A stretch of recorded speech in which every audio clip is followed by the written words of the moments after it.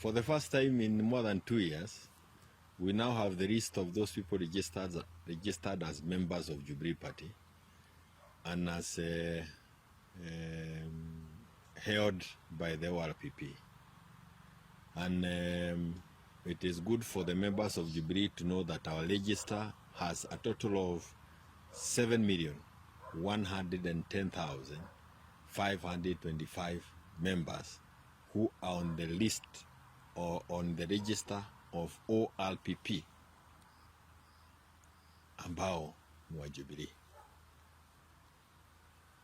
We will continue registering more and more members as we revitalize the party, so that we can also be able to give a good platform, give good support to our presidential candidate, Fred Matiang'i. The name of Fred Matiang'i was floated by people in Narok. It was floated by our members in Murang'a. We have had members in Kiambu, in Kajiado, and we will continue going to very many other counties so that we can get the concurrence of the members of Jubilee as to who do they want to be their presidential candidate. The thinking is that once we have Matiang'i as the presidential candidate for Jubilee, he will then join the other presidential candidates like Kalonzo Musyoka with Wiper. Wamarwa has also declared that he wants to run on the DAP ticket. We know Omtata was doing a research. If he is still interested, we would want him to come on to the table. And many other people who have not yet declared. Those who would want to declare, I think Mother has also said that she will be looking for votes.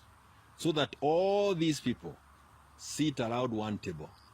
And it is our prayer that they will be able to settle on one name, who then we can field and face Ruto as the candidate for UDA or as the candidate for KK.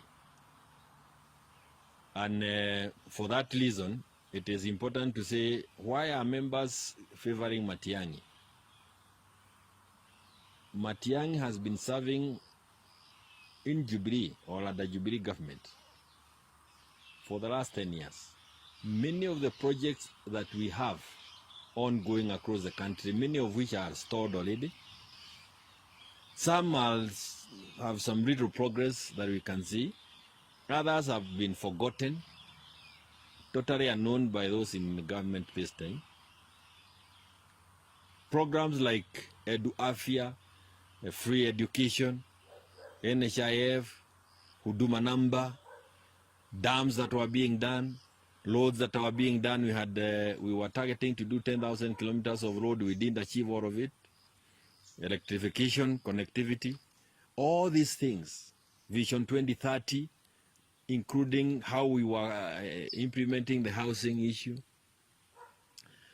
dealing with the issues of taxation. Haya maneno yote ni mambo ambayo sisi kama wana Jubilee tunaamini ya kwamba Matiang'i ana uwezo wa kuyatatua kwa haraka. We want a person who can be able to turn this country around within the shortest time, because without doubt, it's no longer a question of debate. William Ruto has put us in a lot of trouble in this country. So we want a person who can come and within a year, within 6 months, within 3 months, he is able to get us back on course. And we continue the development agenda that was there for the last 20 years. And of course, we would want more to be done. Because unlike when Vision 2030 was being conceived, now we have more than double, maybe more than 3 times the number of young people who are unemployed. So more issues will have to be put on the table.